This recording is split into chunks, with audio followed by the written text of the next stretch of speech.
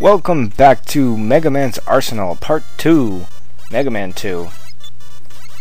Shown here is the special animation for shots ricocheting off, which has become a standard for every Mega Man game ever, pretty much.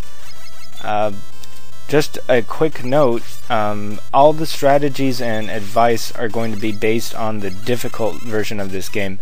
Our first weapon is the Atomic Fire from Heatman. He doesn't use it anything like you do. The first stage of it is just like a buster shot, and the second stage has a little more power and is penetrating. The third stage is where things really heat up, It is very powerful and can take even mini-bosses down in one hit, at least most of them. But as you can see, it takes a ridiculous amount of energy to shoot it. In addition to that, if you don't have enough energy to reach the final level, you'll just stop charging. And so, well, I guess you can have two on screen at once, but since they are only, as strong as a buster, it's not that great. Give it a 2 out of 10. That's about all the use you can get out of it, is destroying mini-bosses. It's some use, not a lot. Second weapon on the list is the Air Shooter from Airman. It shoots 3 small tornadoes that rise upward. This can be pretty useful. The main problem with it is that, of course, you can only have one wave of these on screen at a time, and you have to wait for all of them to leave the screen before shooting more. And it's a bit of an ammo hog at 2 energy per use. A lot of enemies are immune to particular weapons in this game, but Air Shooter pretty much shreds the returning Sniper Joe's mech, but he himself is not that weak to it. All things considered, I'm going to give this a 4 out of 10. You can't spam it, but it can protect you from things flying up from above, so, it has its uses. Next is Woodman's Leaf Shield. You press it, a leaf shield protects you. How novel. Now, you can jump while you have it on, but if you press a single direction, the leaf shield goes flying off into that direction. This may make it seem pretty good, and, it's not too bad, but it does have its problems. First, if you hit something that's invincible to it, the leaf shield takes a while to fall downward. Also, it doesn't actually protect against shots, as you can see there. But some of its uses are, there are these segments where you have to ride on these platforms, or you can ignore them in other ways, but tellies always seem to infest these places. Since you're not actually moving, you can just stay here and let the tellies kill themselves on your shield. If you think of the leaf shield more as a weapon and less as a shield, you can get some use out of it. It can destroy a lot of things in one hit that it can destroy in one hit because it goes right through them and is fairly large. Some of these things include crazy cannons and these springy things. They go by in one hit. You can't really rely on the leaf shield, so I'll give it about a 4 out of 10. It does have its uses, though. Certainly can't protect you from force beams. This is the Bubble Lead from Bubble Man. It shoots bubbles, naturally, but they collide against the floor and roll along it until they hit a wall, or sometimes a ladder. And if they can go down, they will, but they will not go up against walls.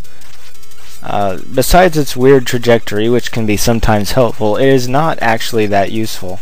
You can use it to destroy those annoying spring enemies, but in fact almost every enemy in this stage is immune to it. The monkeys, the hot dogs, even the batantons, and of course these things. So it has tremendous weaknesses in not being able to be used on many things. Of course it does have some important, uses, like against, say, the last boss, but I'm just going to go ahead and give it a 2 out of 10. The quick boomerang is a lot like the buster. It hits just about as hard, and it's about as fast, but you can shoot a lot of it. Look at how much. I think it's about 8 shots to 1 unit of energy. Since it's a lot like the Buster, I probably am going to give it a 5 out of 10. It does, of course, have limited range, but it still can be pretty good. It does allow you to defeat some things faster, and its curving range lets you hit things lower than the Buster, which is good, including these things, which the Buster can't even touch. So I guess it deserves a 5 out of 10. It won't return to you, it just returns to wherever you shot it from.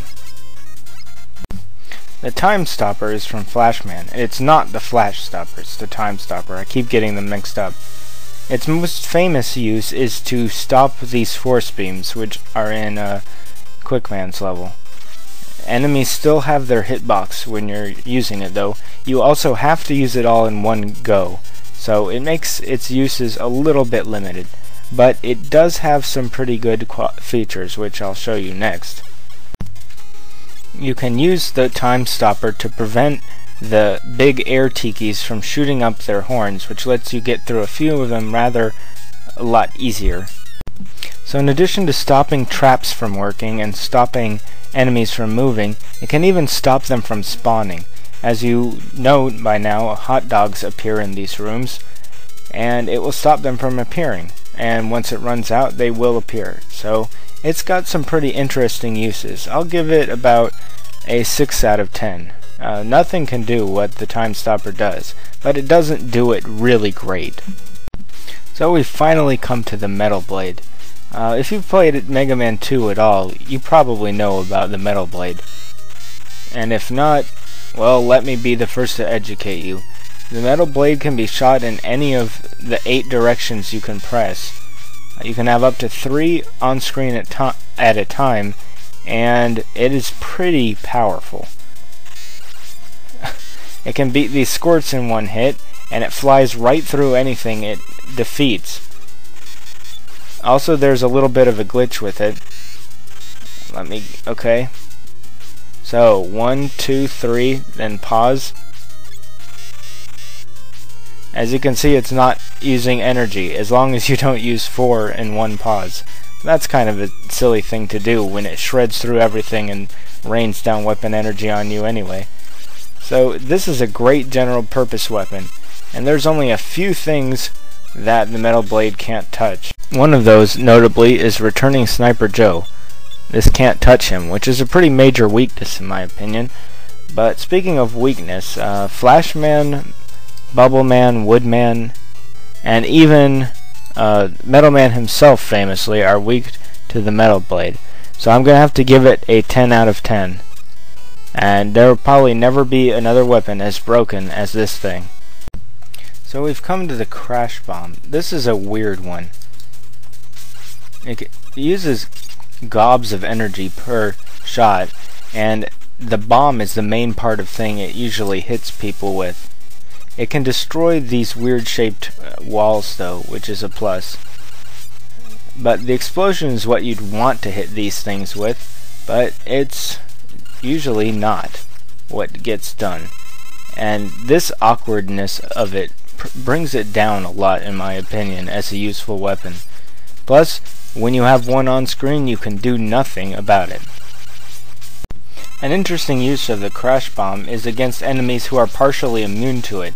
As you can see, you can blast this guy in his shield, and explosions will happen and take a lot of his health away.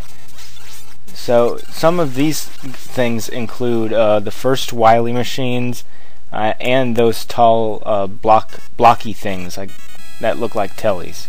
So, with that, I think I'll give this a 3 out of 10. So next is the utilities. Item 1 comes from Heatman, and it's easily the most endlessly useful of these things. You can have up to 3 at one time. They move upwards while standing still, and basically let you get vertical as much as you want. They do cost 2 per use, but their usefulness is high indeed. I will give this one an 8 out of 10. An extra side note about the Crash Bomber: if you die after you've destroyed a wall, it will stay destroyed for that round. But this is about item 2. Item 2 cannot be used in any area where it's too close to a wall. You can use it as a temporary platform if you're desperate, but really it is a jet sled, and it usually is used in areas where it is designed to be. Like, for instance, over this treacherous block segment in Heatman's stage, and there's an area where you need to use it in Wily's stage as well. It disappears when it's out of energy, and it's quite awkward to use in places where it's not designed to be. So with that, I give it about a middle-of-the-road 5. Last and least of the items is item 3.